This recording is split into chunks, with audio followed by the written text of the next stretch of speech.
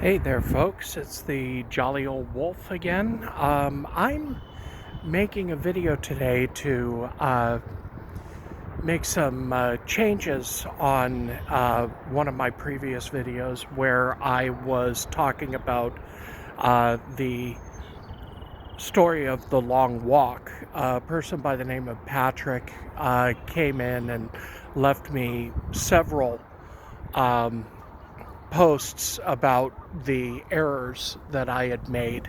One of the things was I called it a short story, and he came back insisting that it was a novel. I looked it up. He was right. It's a novel.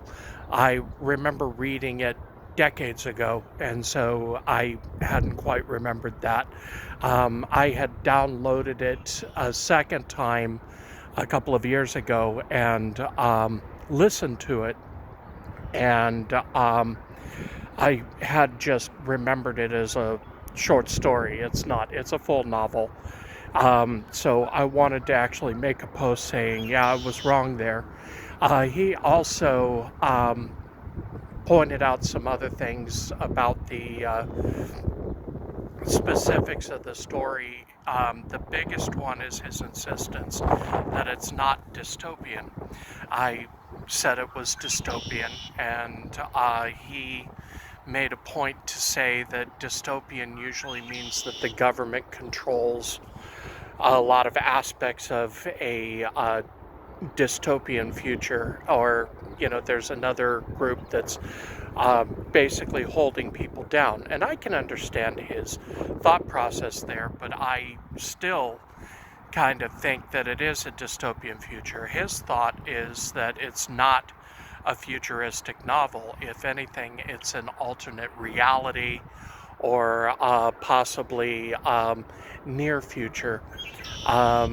Many of his statements, he noted some 1970s stars that were listed, including John Travolta and including Ron Howard, who at the time was on Happy Days, and later on he became a director. Well, before the book had been published, Ron Howard, all he did was act.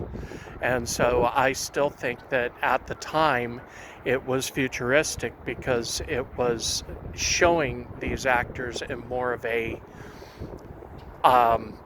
older aspect of them, including Ron Howard being sexually aroused at one point, which you wouldn't see a Happy Days actor in that light.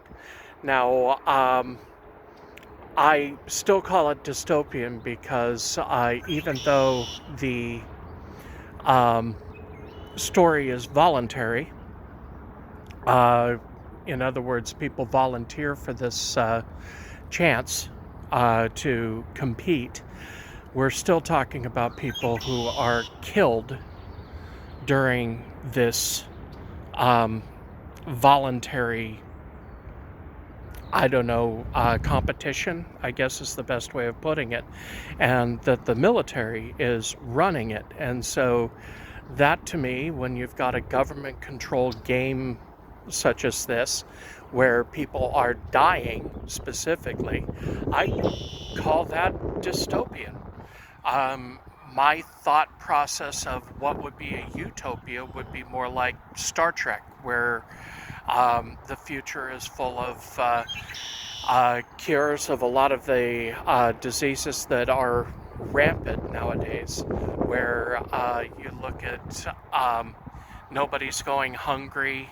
That would be a utopian world. A dystopian world would be a place where somebody feels the need to compete in a in something that could possibly kill them. He also stated about the shoes, where they were saying sneakers, don't wear sneakers, wear boots, and then the heel fell off of his boot, and some other things that happened to the main character. But I kind of shake my head at that, because this book came out in '79, and how was King supposed to think that in the late 60s when he first wrote the book, and then the rewrites were in the 70s. How was he supposed to know that sneaker technology would surpass boot technology? I just still don't see that as as a good example. I will insist that Patrick's statements, and there are 4 full written statements on what I got wrong in the story, and he's absolutely right in many aspects. And the reason why he wrote 4, I'm assuming, is because he ran out of words. And that's probably what had happened. He had to write more afterwards because he ran out of words in the first one, and then he ran out of words in the second one. And all of his statements were reasonable. And like I said, in his idea that this is an alternate reality, that's completely possible and even probable. And I am absolutely one of those people who is willing to accept criticism. I'm more than happy to accept criticism.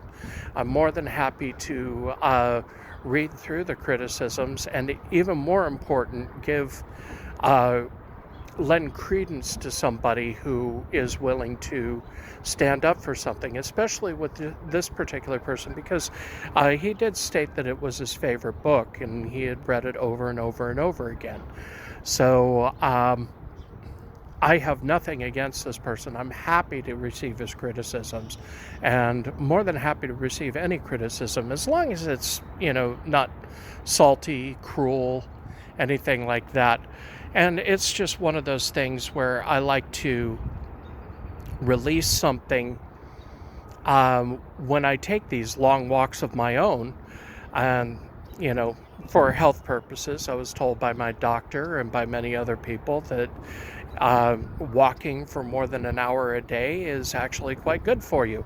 And I believe it because I feel better after a good long walk. Well, I hope you folks have a wonderful day. Thank you so much. And I will see you next video.